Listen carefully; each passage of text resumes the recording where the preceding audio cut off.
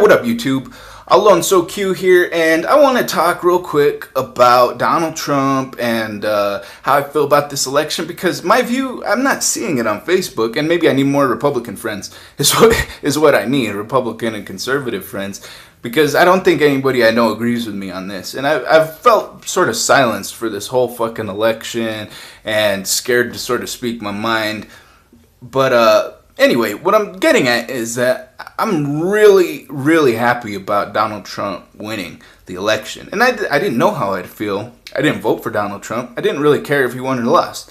But having him win, it made me realize I actually did care more than I thought I did. Because I am ecstatic that Hillary Clinton lost. And as a matter of fact, I can say, without overstating it, that this election there's no political event in my life that I can remember that has ever made me feel more inspired, more hopeful, and more confident about our country and where we're going than this election of Donald Trump. And that sounds like hyperbole. I'm sure people are like, yeah, whatever. But that's a flat out truth, man. And one of the big reasons why is I didn't think he had a chance in hell of winning. I thought Hillary Clinton, this was just all a ruse. I thought she had the election before she ever announced she ran. I thought this was just, Bilderberg picking our president for us. And the fact that she lost tells me that the American people have more control over their politics than I realized, which gives me some hope. It also gives me hope because it shows that a lot of people didn't buy into the Democratic bullshit. Their emotional manipulation, their emotional blackmail, their racial extortion, all this fucking trying to blackmail people by calling them names and saying and shaming them, trying to use public shame to win policy-wise. They don't have any good policies. They don't have any good ideas. Their candidate was crap, but they thought if they just beat you over the head and say, if you don't vote for a woman, what are you? Do you hate women? Why wouldn't you vote for a woman? If you don't like Mexicans, you better vote for fucking Donald Trump, you racist piece of shit. And just so much nonsense, so much name-calling, shaming, trying to just bully and peer pressure people into their ideas. Never pushing the benefits of what they're going to bring to the table, always just telling you what a piece of shit you are if you don't agree with them. It's the whole fucking angle of the entire election, and it disgusted me pretty fucking early. At least by 2016, it was so obvious and so underhanded and so disgusting that actually I started listening to a lot of people who I never listened to before. I didn't really listen to conservative guys, and actually got my news from the left before, even though I was always a little bit partial to Fox News, but a lot of them are dickheads, so I was like, I'll get my news from the Young Turks. They're nice guys, they're honest, they own their bias. But then turns out Young Turks are full of shit fucking 90% of the time. They're leaving something out. It's always lies by omission, leaving shit out. So I start finding all these videos online of like Sargon of Akkad and Atheism is Unstoppable, Devin Tracy, all these skeptics who call people out on their shit. And so I saw a lot of this calling out the Young Turks and calling out these left-wing places for their biases and for their misinformation, and it really opened my eyes. And on top of that, I started listening to more conservatives like Steven Crowder and Ben Shapiro, and starting to get a grasp of how much the left has been lying to me and everybody I know for my whole life. And basically everything they say about Republicans is a lie. All they do is slander. That's the Democrats' greatest tool, is slander and emotional blackmail and racial extortion. These dirty, disgusting, underhanded tricks that they use constantly to try to extort people into voting. They don't win by the merit of their ideas. They win by bullying people and peer pressuring people into supporting them. And that just became really obvious this election cycle, and it just got me so upset that it got me turning to the other side. And it got me realizing, wait, this is all bullshit. And Donald Trump did it, you know. He was like the fucking spark that was, he overloaded the system, because the Democrats are so used to slandering every fucking Republican that when you finally got a Republican who said, slander away, I'm just gonna hit up fucking Twitter and I'm gonna troll you motherfuckers until I'm president. And he did it. He broke the left-wing propaganda machine, and he took the election.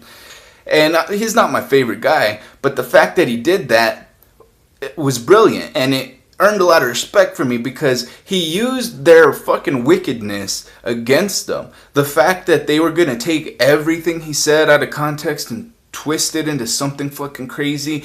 He got billions of dollars of free press doing that, just counting on people freaking out and virtue signaling over every single thing he said. So the entire PC police of the left, that was so much of what built the counter reaction that is Trump and the alt-right. It's like they were their own fucking undoing, and Trump played them perfect. You know, he said things just enough to get people to not shut up about him for an entire year. And you know, I called it fucking a year ago before I ever started making videos, because nobody would shut up about Donald Trump. And I'm like, what the fuck? Are you trying to get him elected?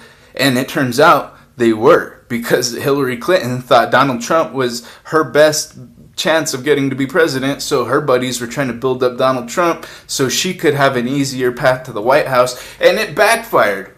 And it's beautiful. Now, look, I can't stand Democrats, so to me, the fact that they lost such a big election, it's fucking ambrosia for the soul. I fucking love it so much. I love the fact that Barack Obama's legacy is gone. It's dust in the wind.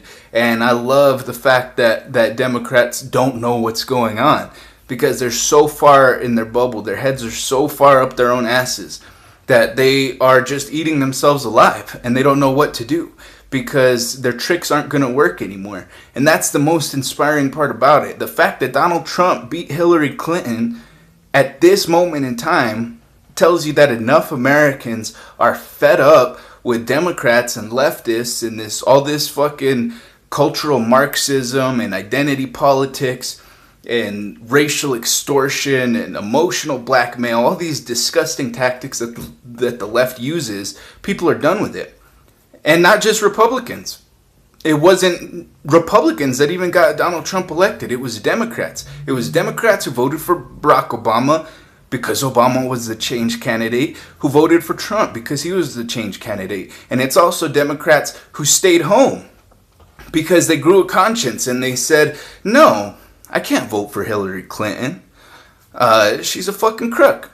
And so I'm going to stay home. And we owe those people a debt of gratitude for getting us to where we're at now, where we have a president who has the potential to make really positive changes in this country, much further beyond any potential that Hillary Clinton was guaranteed to just keep digging us into the trench that we're stuck in, get us dug deeper into this rut. And Donald Trump, there's not much chance he's going to put us in a better position, but there's some chance.